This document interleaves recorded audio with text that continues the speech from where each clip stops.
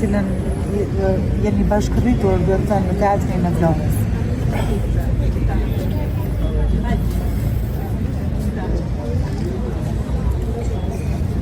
Largimi nga jeta e një prej artistëve simbol jo vetëm të Florës, por dhe gjithë Shqipërisë. Emblema e paradisëve shqiptar që njihen dhe një prej tyre ishte Mania, do të ngjitet në historinë jo vetëm të artit plonjak, por të artit shqiptar, një vlerë shumë e madhe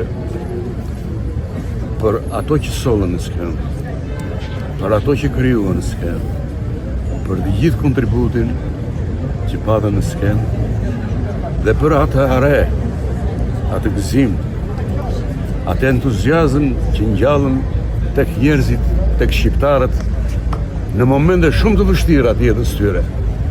Këtë e bën këta 4 parodistë, dhe një prej cilëve ishte Mania, që fatkeqësisht sot mundon nga jeta. Duke i uruar ngushëllime familjes së tij dashur. I uroj ngushëllime edhe Vlorës, qytetit ku vrit dhe kontribuoi